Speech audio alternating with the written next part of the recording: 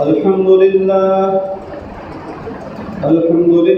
نحمده ونستعينه ونستغفره ونؤمن به ونتوكل عليه ونعوذ بالله من شرور أنفسنا ومن سيئات أعمالنا من يهده الله فلا مضل له ومن يضلله فلا هادي له ونشهد أن لا إله إلا الله وحده لا شريك له ونشهد أن سيدنا وسندنا وشفيعنا وحبيبنا ومولانا محمدا عبده ورسوله وبارك وسلم تسليما كثيرا أما بعد فأعوذ بالله من الشيطان الرجيم بسم الله الرحمن الرحيم يا أيها الذين آمنوا كتب عليكم الصيام كما كتب على الذين من قبلكم لعلكم تتقون صدق الله العظيم. بھائیو دوستو اور بزرگو، حدیث پاک میں آتا ہے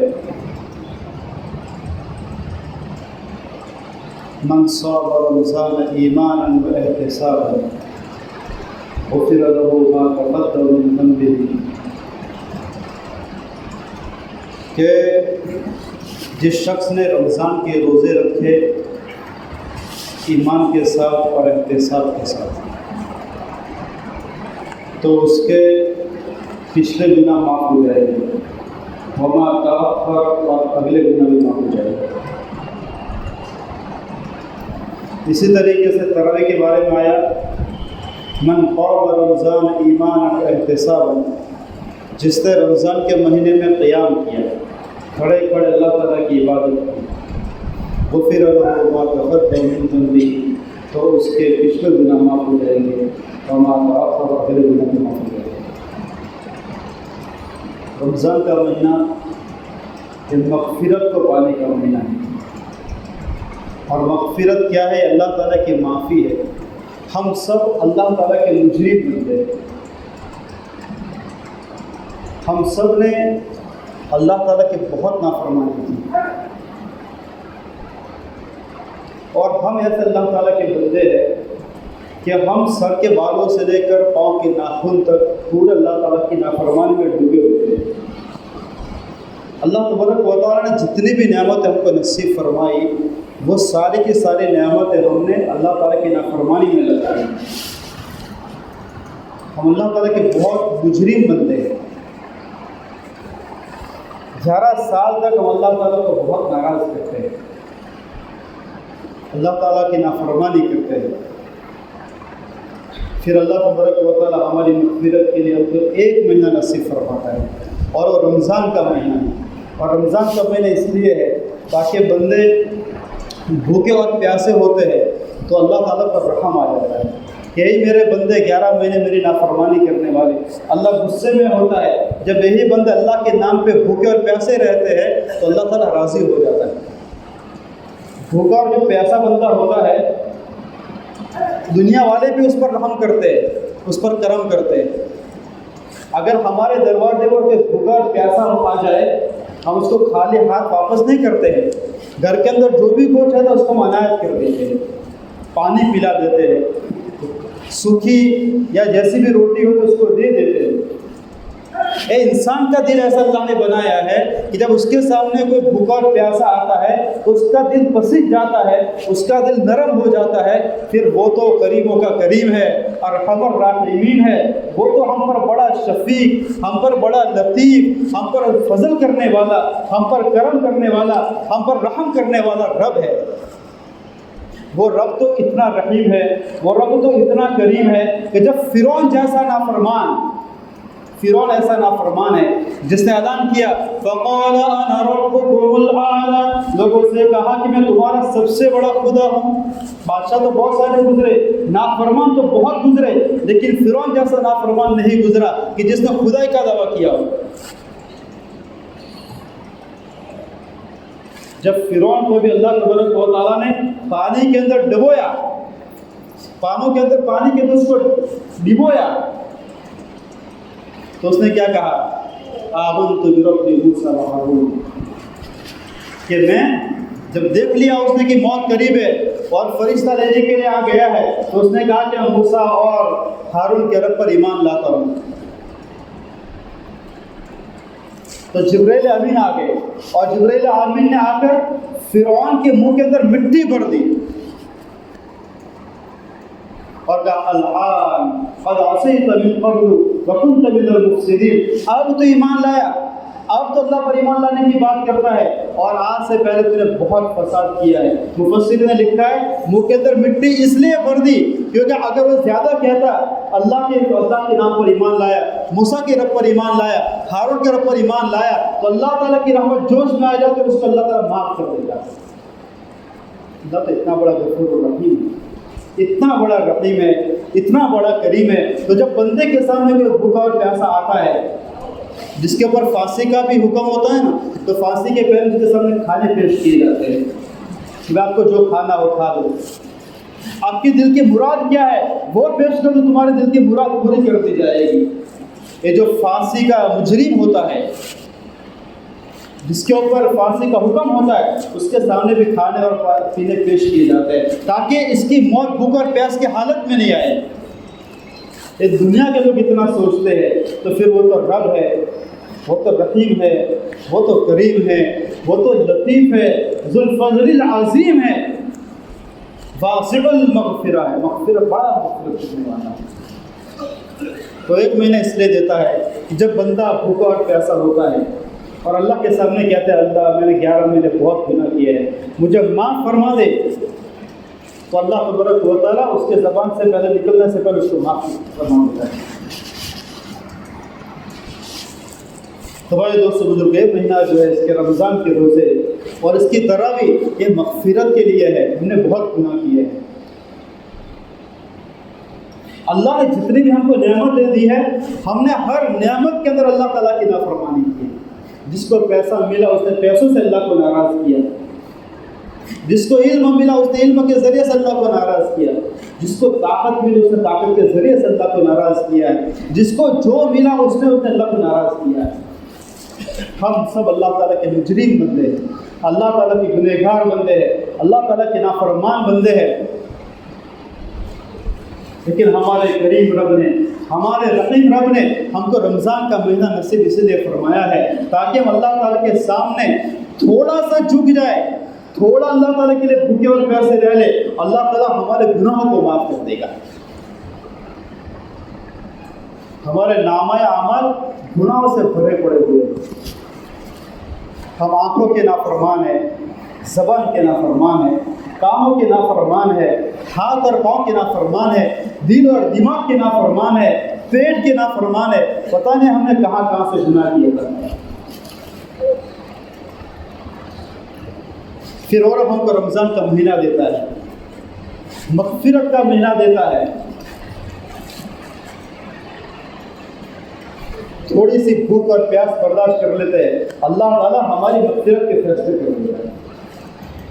جب بندے رمضان کے روزے رکھ کر عیدگاہ کی طرف جاتے ہیں تو اللہ تبارک و تعالیٰ فرشتوں سے کہتا ہے کہ بتاؤ ان مزدوروں کی کیا مزدوری ہے جنہوں نے اپنا کام پورا کر لیا ہے، کہ اگر 29 ہوئے تو 29 روزے پورے رکھے ہیں، 30 ہوئے تو 30 روزے پورے رکھے ہیں، 29 ہوئے تو 29 تراویح پوری پڑھی ہے، 30 ہوئے تو 30 تراویح پوری پڑھی ہے، بتاؤ ان کا بدلہ کیا ہے؟ تو فرشتے کہتے ہیں کہ اللہ اے باری تعالیٰ مزدور کا بدلہ یہی ہے کہ اس کو مزدوری پوری دے دی جائے۔ تو اللہ تعالیٰ کہتا ہے میرے فرشتوں گواہ رہنا، میں نے ان کو ایسا معاف کر دیا جیسا کہ وہ آج اپنی ماں کے پیٹ سے معصوم کر رہے ہیں۔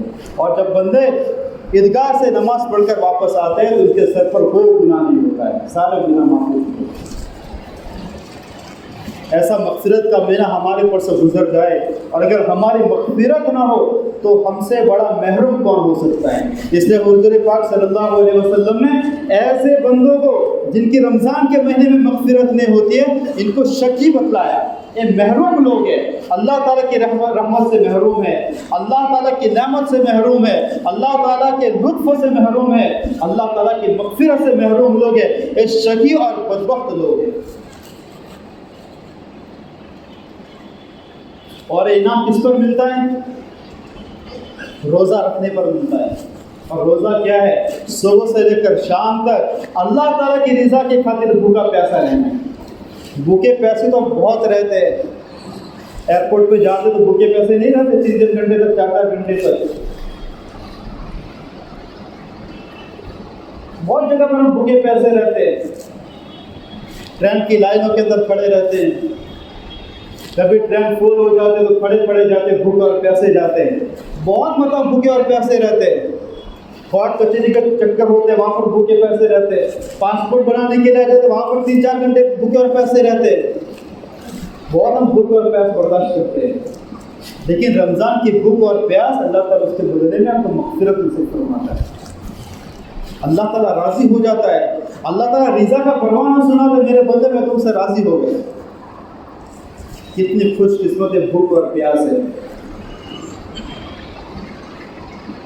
تو ایسا مغفرت کا موسم اور مغفرت کی بارش برس رہی ہو اور وہاں سے کوئی انسان اگر پورا گزر جائے، اس کی مغفرت نہ ہو، اس کو معاف نہ کیا جائے اور وہ روزہ نہ رکھے، اس سے بڑا بدبخت کون ہو سکتا ہے؟ رمضان کا مہینہ تو ایسا مہینہ ہے، یہ تو نیکیوں کا موسم ہے، نیکیاں کرنے کا مہینہ ہے، اس کے اندر انسان جتنی بھی نیکی کرے اتنی کم ہے۔ اور نیکیوں کا بھاؤ تو آپ دیکھیں کتنا زیادہ بھاؤ ہے، ایک ایک نفل کے اوپر فرض کا ثواب ہے، اور ایک ایک فرض کے اوپر 70 فرضوں کا ثواب ہے۔ اللہ کی جانب سے سیل لگا ہوا ہے، دنیا کے اندر سیل لگتا ہے، لوگ کیسے ٹوٹ پڑتے ہیں، یہ تو اللہ تعالیٰ کی مغفرت کا سیل ہے، نیکیوں کا سیل ہے کہ کماؤ جتنے کما سکتے ہو۔ ایسے سیل کا مہینہ، ایسی مغفرت کا مہینہ، اور کوئی بندہ 5 چبا رہا ہو رمضان کے مہینے کے اندر، ماوا چبا رہا ہو، سپاری چبا رہا ہو، کتنی بدبختی ہے اس بندے کے لیے۔ رمضان کے مہینے کے اندر کوئی صحت مند آدمی ہو، نارمل آدمی ہو، جو زیادہ بیمار نہیں ہو، تو ایسے لوگ جن کے اوپر روزہ فرض ہے وہ 2 طرح کے لوگ ہیں۔ ایک تو وہ عورت جس کو ماہواری آتی ہے، پیریڈ آ گیا، وہ روزہ نہیں رکھ سکتی، بعد میں قضا کرے گی، یا وہ عورت کہ جس نے بچہ جانا ہے اور اس کا نفاس آ رہا ہے، وہ روزہ نہیں رکھ سکتی۔ تو بھئی یہ جو نوجوان لوگ ہیں وہ روزہ نہیں رکھتے ہیں، دن کے اندر چائے پی رہے ہیں، ماوا چبا رہے ہیں، مسالہ چبا رہے ہیں اور پان چبا رہے، کیا انہوں نے بچہ جانا ہے یا ان کو کوئی ماہواری آ گئی ہے جس کی وجہ سے روزہ چھوڑ رہے ہیں؟ اللہ تعالیٰ کی جانب سے صرف 2 لوگوں کو اجازت ہے، ماہواری والی عورت کو، نفاس والی عورت کو، باقی کسی کو بھی اجازت نہیں ہے۔ تو جو روزہ نہیں رکھتے تو ان کو کیا آیا ہے؟ بچہ آیا ہے یا حیضہ ہے، کیا آ گیا ہے؟ باقی کسی کے لیے روزہ چھوڑنا جائز نہیں ہے، روزہ فرض عین ہے، روزہ فرض عین ہے۔ ایک بندہ ہمارے ساتھ کام کرتا ہے، اس کو کڈنی کا پرابلم ہے، بیمار ہے، ڈاکٹر نے کہا ہے کہ آپ کو 2 روزہ رکھنے کا، 2 چھوڑنے کا۔ ڈاکٹر تو بولا کہ کوئی بھی نہیں رکھنا ہے، لیکن یہ بندہ ہے، اس نے کہا کہ مجھے تو رکھنا پڑیں گے، میں روزہ کیسے چھوڑ سکتا ہوں؟ رمضان کا مہینہ ہے، پورا محلہ اور پورا شہر روزے دار ہو، میں روزہ کیسے چھوڑ سکتا ہوں؟ میرے گھر میں سارے بندے روزے دار ہو، میں روزے کیسے چھوڑ سکتا ہوں؟ تو ڈاکٹر نے کہا 2 رکھنا، 2 چھوڑ دینا۔ وہ بندہ کہتا ہے میں روزہ نہیں رکھتا ہوں لیکن کھاتا بھی کچھ نہیں ہوں میں۔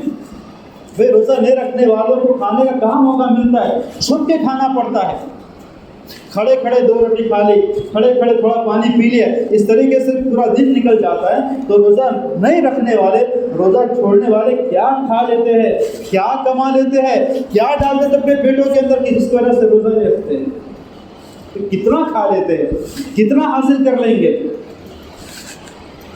پہلے زمانے کے اندر ہمارے جو بڑے بزرگ لوگ تھے، ان کے زمانے کے اندر روزہ کسی نے چھوڑ دیا، ایسا سننے میں کبھی کبھی آتا تھا یا کوئی بندہ جو روزہ نہیں رکھتا ہے اس کو پورے شہر کے اندر اور پورے محلے کے اندر سب سے برا بندہ سمجھا جاتا تھا، سب سے آخری کیٹیگری کا بندہ، وہ روزہ نہیں رکھتا تھا۔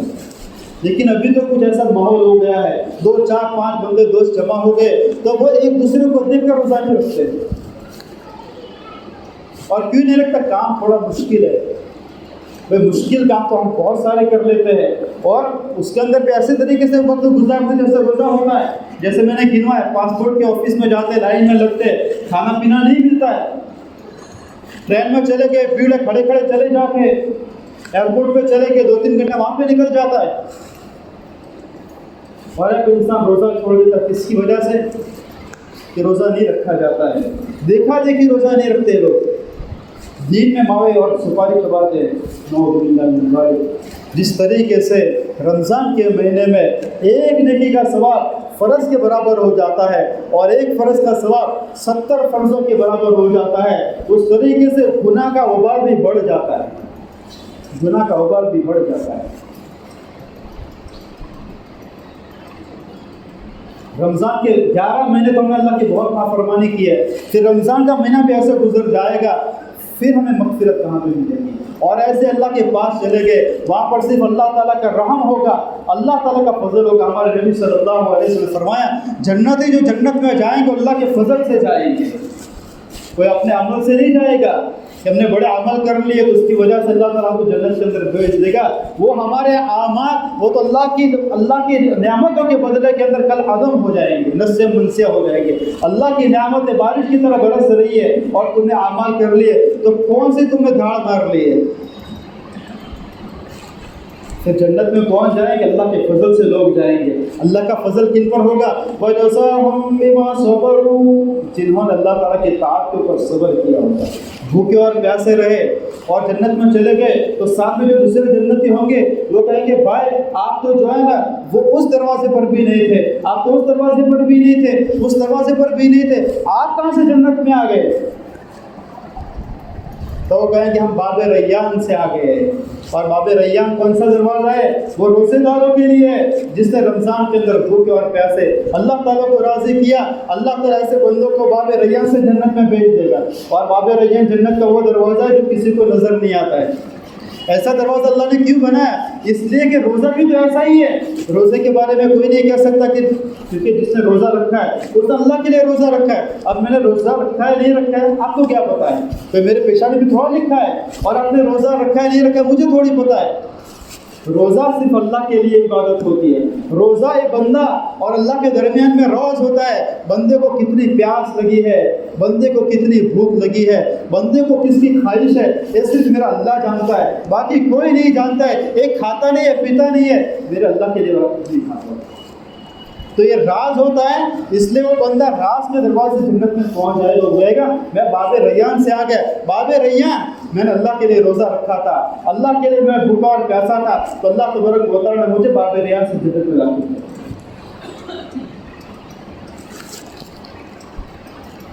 بھائی دوستو بزرگوں، جیسے نیکی کا بدلہ زیادہ ہے ایسے برے کا وبال بھی زیادہ ہے. تو بندہ جنت میں ہوگا کس کی وجہ سے؟ اللہ کے فضل سے جنت میں ہوگا. اور اللہ کا فضل کن بندوں پر ہوگا؟ جنہوں نے صبر کیے ہوں گے اللہ تعالیٰ کی اطاعت کے اوپر. نماز پڑھنے کا من نہیں ہے لیکن نماز پڑھنے بندہ چلتا ہے، دکان چھوڑ کے، کاروبار چھوڑ کے، گھر چھوڑ کے، بیوی بچوں کو چھوڑ کے مسجد میں آ کے نماز پڑھتا ہے. اللہ راضی ہو جاتا ہے کہ میرا بندہ میری وجہ سے صبر کرتا ہے. فجر کا وقت ہے، فجر میں بلا ہوا ہے حی علی الصلاۃ حی علی الفلاح، گرم بستر کے اوپر بندہ سویا ہوا ہے. کتنا مشکل ہے فجر کی نماز پڑھنا. اور جب بندہ ایسے بستر کو چھوڑ کر نیند کو قربان کر کے اللہ کے سامنے کھڑا ہوتا ہے تو اللہ راضی ہو جاتا ہے.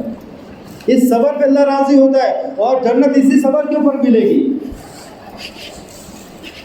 رمضان کا مہینہ ہو، پورے محلے کے لوگ روزے دار ہو، گھر کے ساری مستورات روزے دار ہو، بچوں نے روزے رکھا ہو اور ایک نوجوان بغیر روزے کے ہو، اللہ کتنا غصے ہوتا ہوگا، اللہ کو کتنا غصہ آتا ہوگا. میں نے اس کو صحت دی ہے، میں نے اس کو تندرستی دی ہے، میں نے اس کو جوانی دی ہے، میں نے اس کو مضبوط بنایا ہے، پھر روزہ کس کی وجہ سے چھوڑتا ہے؟ اللہ کتنا ناراض ہوگا.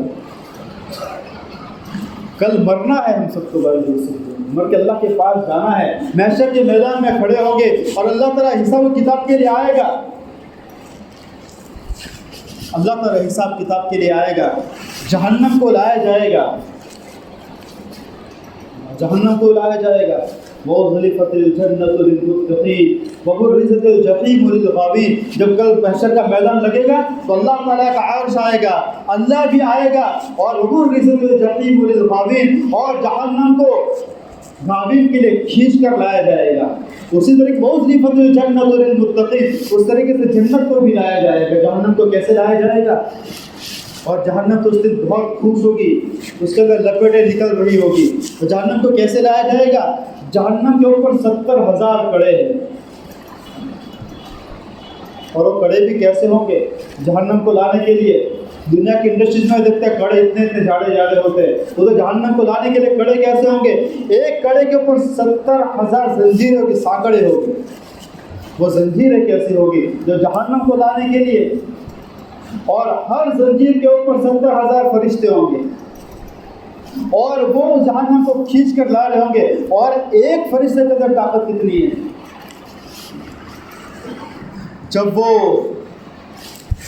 فلس نبی کی بستی کو, قوم لوط علیہ السلام کی بستی کو الٹ دیا گیا, صرف فرشتے نے, جبرائیل امین نے اپنے ناخن کے اوپر اس طریقے سے لے لیا اور اوپر سے الٹ دیا.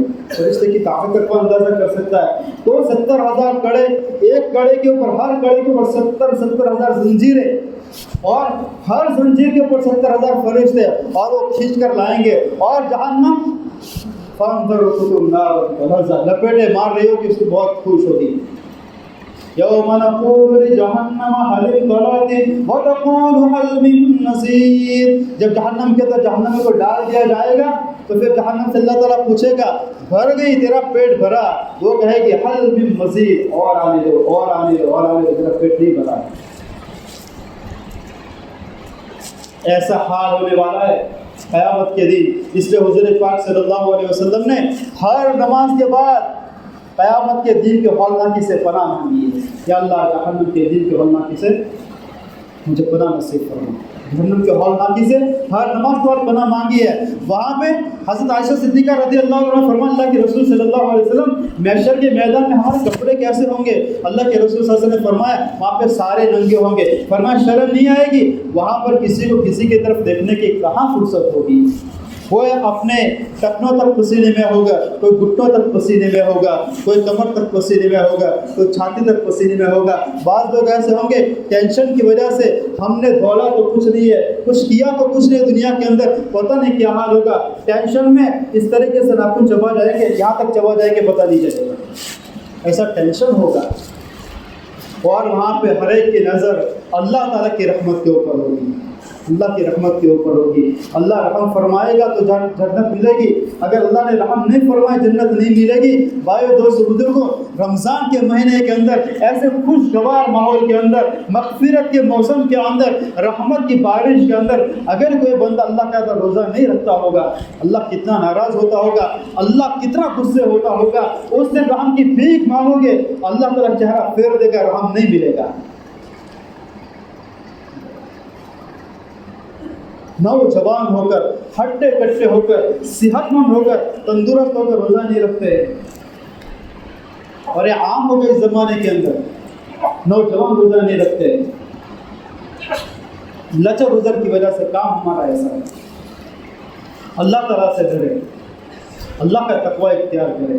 روزہ اللہ کے لیے رکھنا ہے. اور اللہ تعالیٰ کہتا ہے, کیسی کیسی حدیث ہے, خوبصورت حدیث ہے, وَالصَّوْمُ لِي وَأَنَا أَجْزِي بِهِ. اللہ تعالیٰ کہتا ہے روزے دارو روزہ رکھو, روزہ میرے لیے ہے, میں خود اس کا بدلہ دوں گا. نماز کا بدلہ فرشتہ دے گا, قرآن پڑھنے کا بدلہ فرشتہ دے گا, حج کا بدلہ فرشتہ دے گا, عمرہ کا بدلہ فرشتہ دے گا. روزہ میرے لیے ہے, میں خود اس کا بدلہ دوں گا. اور دوسری حدیث میں فرمایا وَأَنَا أُجْزَىٰ بِهِ, میں خود اس کا بدلہ دوں گا. جس کو خدا ملے گا اس کو سب کچھ مل جائے گا. تو بھائی دوستو بزرگوں, اللہ تعالیٰ ہم سب کو رمضان کے مہینے کی قدر کرنے کی توفیق نصیب فرمائے, اور رمضان کے مہینے کے اندر نافرمانی کرنے سے ہماری حفاظت فرمائے. اللہ تعالیٰ سے توفیق مانگو, یا اللہ نیکی کی توفیق تو ہی دیتا ہے, گناہوں سے تو ہی بچاتا ہے, ہم کو نیکی کی توفیق نصیب فرما, اور ہمارے پیٹھ پکڑ کر اللہ ہم کو گناہوں سے بچائے. ایسی دعائیں ہم اللہ تعالیٰ سے, اللہ مجھے آپ کو کہنے سننے سے زیادہ عمل کی توفیق نصیب فرمائے. وآخر دعوانا الحمد للہ.